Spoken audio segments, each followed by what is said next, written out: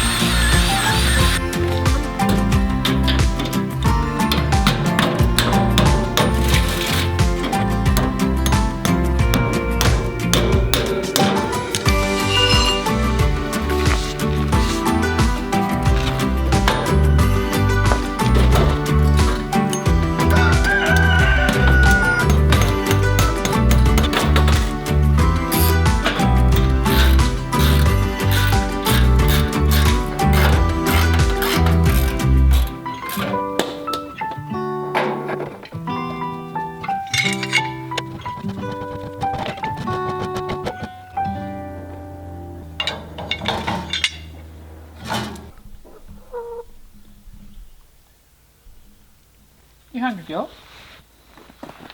You hungry? Oh, you shouldn't come here and not expect to be pat.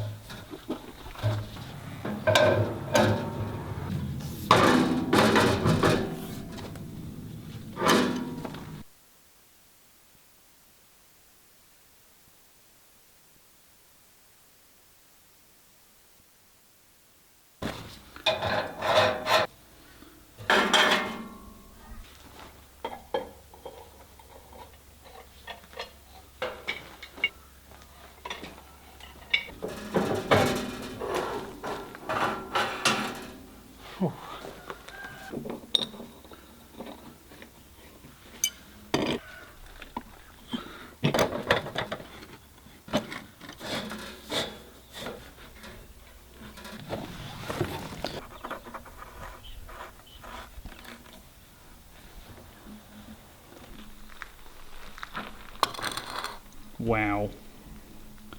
Afternoon tea time. This is what the perfect wife looks like, right there. That is the picture. Brownie points, boys. Learn something from this.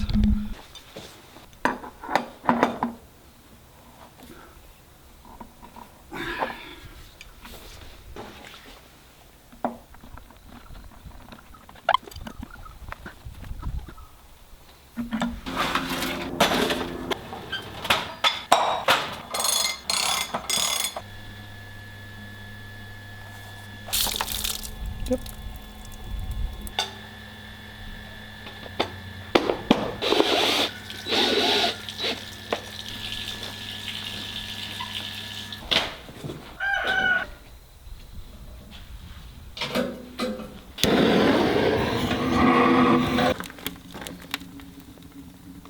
Three minutes into the burn, and this is already starting to get warm. That's a good sign. I've got a few modifications that I'm going to make to this.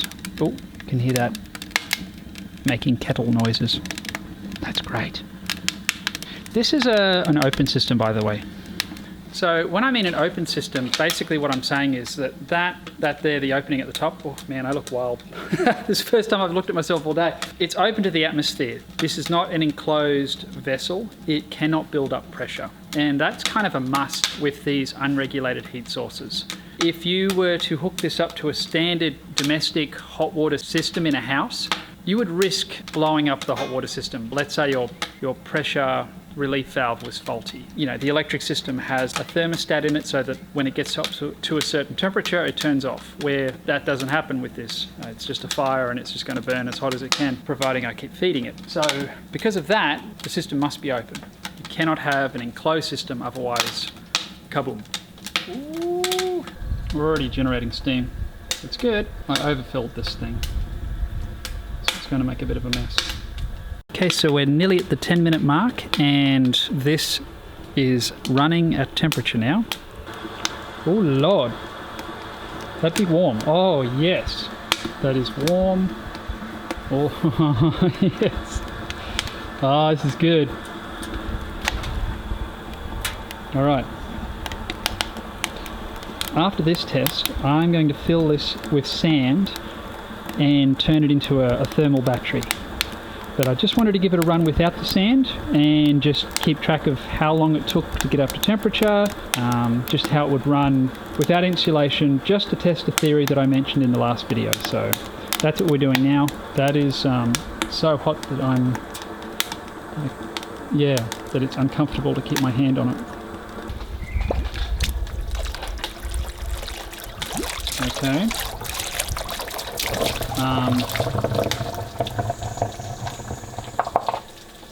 Okay. Oh. Yeah, right.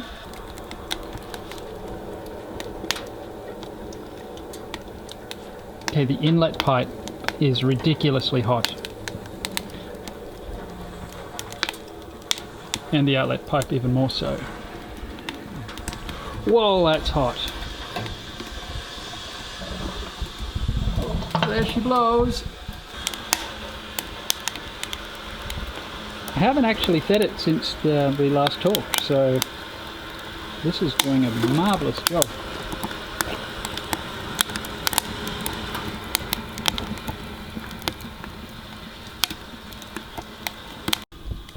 The downdraft is working perfectly. Not getting a shred of smoke coming out of that.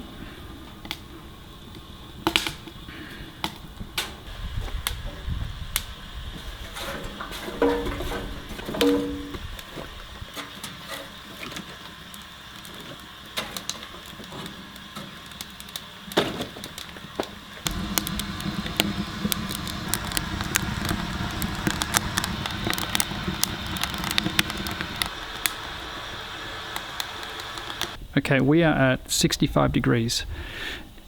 We're only 20 minutes in, guys. So this is really, I'm really happy with how this is going. So we started at 23 degrees. We are now 64 degrees. The fire sort of went out a little bit as I went across to grab the thermometer. So I'm going to stoke that up again. But basically, yeah, the target for me is 70 degrees. That's the temperature that kills bacteria, apparently. But we're already above the, you know, like the 50 degree safety water temperature mark. Doesn't like the big stuff. It's just got to be a little bit smaller than that.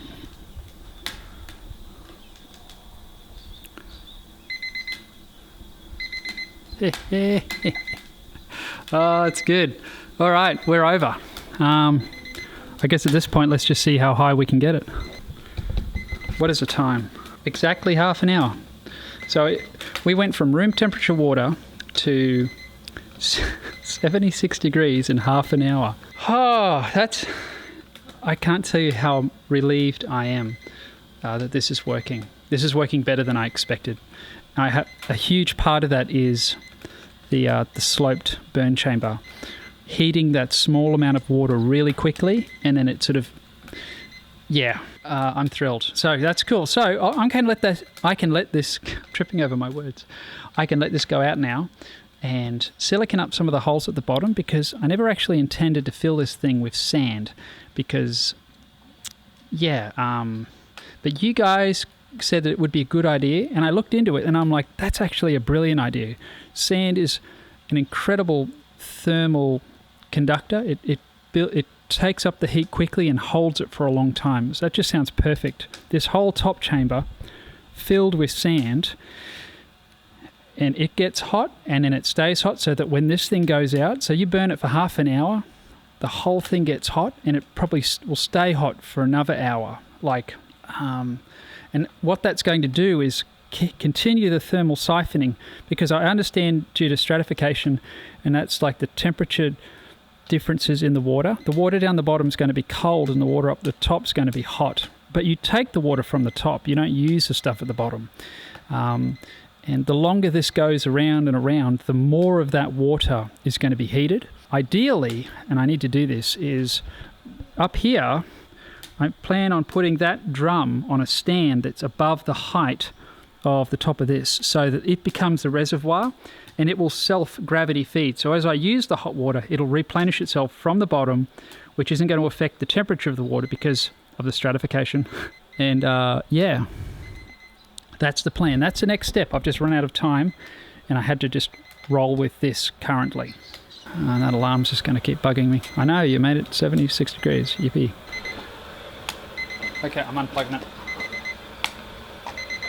What I'm really enjoying about this as well is the minimal messing about I'm having to do with it. I've basically fed this thing 3 times, and one of those times I was a little bit ambitious with the size of the hardwood. If it was pine, it wouldn't have mattered, but it was like 2 big chunks of hardwood. And other than that, like, this thing just runs all by itself. It's really, really good. This would make an excellent heat source inside a cabin if you were to sort of hook this thing up and set it up inside a cabin no differently than you would a potbelly stove. Having the appropriate distances from the wall, putting it up on something that's, not going to burn, like a little concrete block, or however you would set up a potbelly stove or a slow combustion stove. That's all the same rules would apply. There we go. With the first version of this stove, which is sitting just over there, you guys had a lot of questions, a lot of comments, a lot of helpful tips actually. Probably the most common one was, there's so much heat coming out the top, it's not very efficient, because if it was using all the heat, you would be feeling nothing but cold air coming out the top. And at first I was like, yeah, but then I started to think about that. And I was like, actually, if there isn't hot air coming out the top, the stove doesn't work. You see, this stove relies on convection, hot air rising to power it. The hot air rising through the riser pulls air in past the wood, creating a clean combustion. And you're always going to need a certain amount of air, hot air, going up to make this stove run. And in its current configuration, that's just unavoidable. You could pipe that back down and go through a big thermal mass and get all that heat and store it inside a big, like a big cob bench, like what they do with more traditional style rocket stoves. You could totally do that. But for this small system, which is intended to sort of sit in the corner of a log cabin out in the bush, somewhere off grid, it's just, it doesn't work like that. You've got to have that hot air rising up to power the stove, to create that clean, hot combustion that gives you all that heat. Probably the next question that you guys kept saying was, why have you only got a heating chamber on one side of the riser? Like, why don't you just go all the way around, completely skin it? And that's really simple. I've done that once before on my K-type rocket stove build, and you can look that up after re-watching this video a few times. And what I found was that it actually worked too well. It created a steam lock. And so the water heating chamber got so hot that all the water going in instantly turned into steam, meaning you were just getting steam out and you weren't getting that thermosiphoning action because it was too good, too hot. The only way I could get that to run was with a small electric pump. And because I'm kind of going for an off-grid prepper, end-of-the-world situation where you just want a bit of hot water with nothing more than a few sticks, I'm trying to avoid using an electric pump. Sure, solar, for some people that might not be a problem, but for me, I just want to get that right balance of creating enough heat that I'm getting the water to just to the point of boiling, and then it exits the heating chamber and goes around, and so I'm getting maximum heat without turning it into steam. That's why I've only got it on one side of the heating. That's why I've only got the size heating chamber that I do. So maybe that'll answer some of your questions. What were some of the other ones? There were a lot of really nice comments about my welding, and I really appreciate that. I appreciate your comments, and I just want to say that, that just comes down to I've been very blessed to have worked in industries where I get to do a lot of stainless steel welding, and that's what that boils down to. I've always loved welding. I came back from an overseas mission trip with my parents, and I came back to Australia, and I was early 20s. I really hadn't worked a real job at that point. I'd just been tripping around the world with my parents, and I was like, what do I do now? I sort of had a sense that season was coming to an end, that I was just going to be entering the workforce. And an old farmer said to me, Steve, if you learn how to weld, you'll never be without a job. And he was absolutely right. And so I went to all the local fabrication places in town, and none of them would hire me because I had no experience. And I was like, oh well, I guess I'll get some experience then. So I enrolled myself into night school at Tech College, TAFE we call it here in Australia, and I just started going through the modules, learning how to weld. That led to me getting a job at Faber's Sheet Metal Fabrication down in Narrabri, and that's where I got my apprenticeship and my trade as a light fabricator and engineer. So I'm not an engineer. That's engineers know how to do math, and I don't really do math all that well. I can do basic math, but anyway, I'm not an engineer, if that makes sense. That turned out to be just the best thing. Getting married was probably the best thing that happened to me. But one of the other best things that ever happened to me was getting that trade. That just opened the door and allowed me to get pretty much wherever we moved as a family. I was able to get work because of that ticket. And anyway, eventually I ended up where we live now, and I got a job in a factory, and that ended up getting me a job, getting me a mature age apprenticeship as a fitter and turner. So now once that came to an end, and with my boss's blessing, I started all of this. And and the rest is still unfolding. That's going out, and I think I'm going to let it go out. What were some other questions you guys had? Probably a common one was, you're only heating the top part of the barrel of water. You're only heating a small portion of the water. Yes, at first that is correct. At first I am totally just heating that top section because of the stratification, the separation of layers of heat in the water.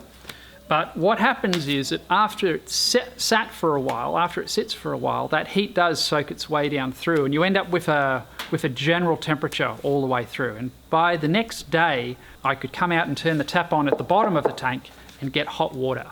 And so that initial blast, yes, it only does heat the top section of the tank, but after it sits for a while and the heat can sort of travel all the way through it, you do end up with the full body of water heated. So yeah, a lot of you want to know if you can buy this, and I'm hoping so. I've put a lot of work into this, I've put a lot of time, and the emphasis for this build and this video, all these videos, was to try and just see if there's an interest. Let me say that again. There's no point in me putting a lot of time and effort into something that you guys out there aren't really interested in. I want to provide you with something unique, something that you want.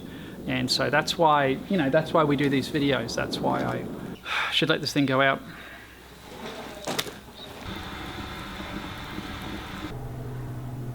Next morning, still warm. Like, that just gets hotter the closer I get to the system. So what we have is, this is starting to work as a thermal battery, which is good. Like, water is a great storer of heat. I guess that kind of muddies this next test, where I'm going to insulate this pipe and we're going to fill this with sand. A few little things I have to do. I never really intended this to be filled with sand, and so I've got to just plug up some little holes with silicone so that it stays in there. But otherwise, yeah.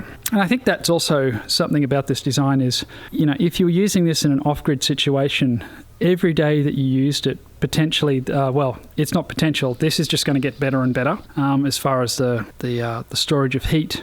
And I guess that is dependent on how much water you use as well. But yeah, having 200 litres sitting there as a thermal battery is a good thing.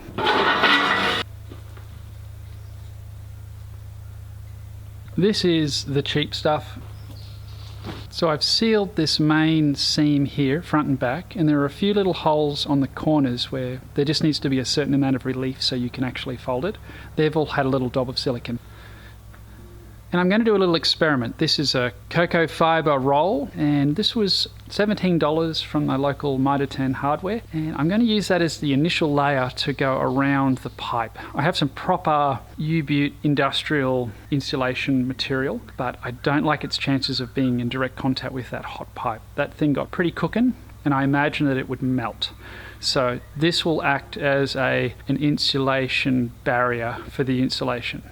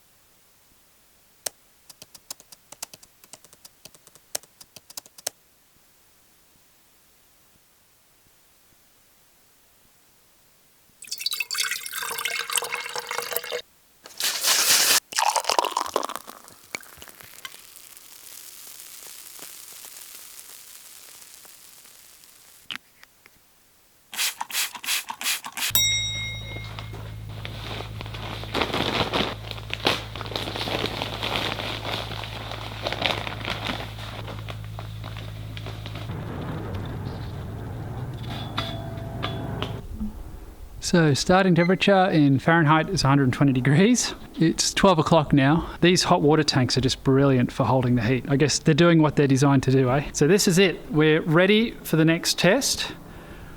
Our pipe is insulated. What you saw me squirt on before was glass water, silicon, silica. Never get that name right. But anyway, that's a bit of a makeshift fire retardant for this coconut mat, because if I don't, I know someone out there will be like jumping up and down, pounding that keyboard, telling me what an idiot I am and what a fire risk that is. Even though it got hot, but not that hot, but anyway, better safe than sorry. We've got this industrial insulation foam stuff that is, you know, again, that's designed to do the job it's designed to do.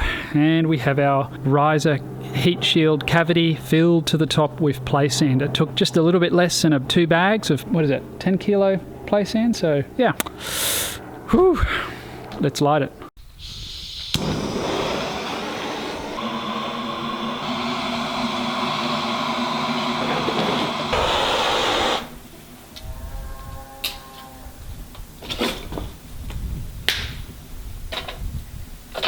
Time is 12:30 and we will start monitoring the temperature changes.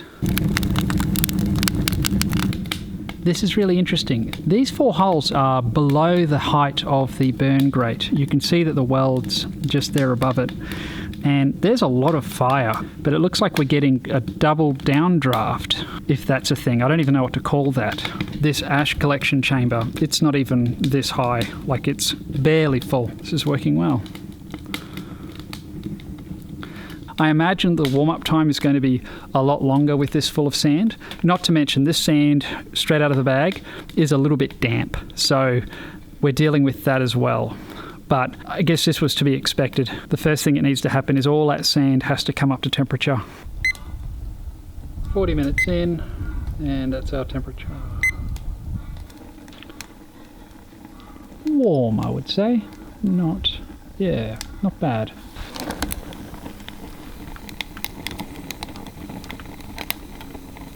I've stoked that up. I'm getting hungry. I'm going to go have some lunch and come back and see how we're going. I had an hour-long lunch and the fire went out, so I've just thrown a few more logs in there. It still had hot coals in the bottom, and that's taken off. But the outside of that now, it is hot. Like, I'd say that'd be at least 50 degrees just by feel. The temperature is stable at 63 degrees C, which is 145 degrees F. The insulation feels good. That just feels room temperature. I can't actually feel. Closer I get to this wall, it starts to get warm, but otherwise I think just this on its own would have been enough, but you know, we're going all out. The bottom pipe is cold, which is good. That means we're siphoning the water around, and there has to be a difference in temperature for the system to work. This is why a larger reservoir is good, because it's that difference of temperature that creates the thermo-siphoning effect. You're not going to heat the 200 litres, you're going to heat half of it, but still that's really good. That's still really hot. It's been out for an hour now, and that's brilliant. I don't have any means of measuring that exact temperature, but the water temperature has stayed stable at around 60 degrees. It's 59. So I guess tomorrow we shall come back and see what the temperature is. Steamy. Oh, yeah. Oh, I couldn't shower in that. That's actually too hot.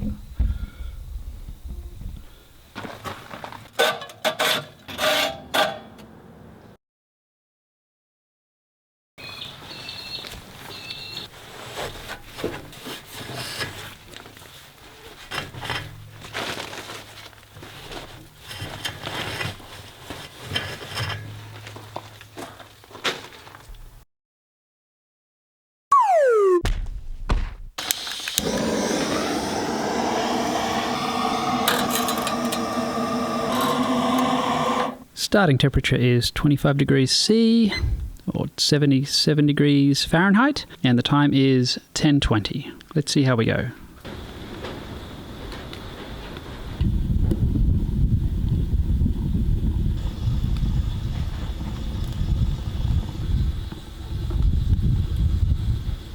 We're at the half an hour point. Focus. There we go.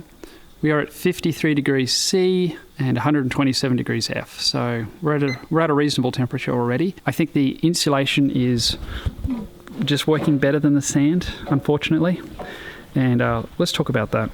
So after leaving this whole system overnight and coming out the next day, the temperature was around 42 degrees.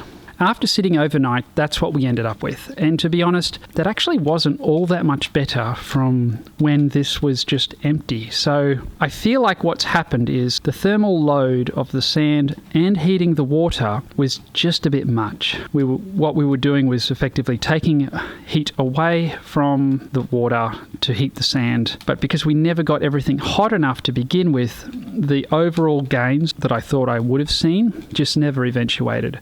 I guess that's good to know. Maybe, half filling it with sand and half insulation. Like, there's no end to the testing and iterations that I could do with this. Unfortunately, I'm just strapped for time at the moment. This whole build has kind of gone way over budget and way over the time that I had allotted for it. But, that's life. And, once you're committed to something, you're committed. And, I like to see things through. So it's really not that big a deal. Trying it now with insulation. And this is sort of what I think might be the Goldilocks. That's going to just capture all that heat. Well, guys, we've been going for an hour now, and we are at 53 degrees, or 127. So we've actually gone backwards, and we've gone backwards substantially, and I can sort of hear what's going on. I don't know if you can hear that, but I can hear a consistent boiling, and basically the same problem that I had with my K-type water heater is happening right here now, and that is, I think we're getting steam lock again.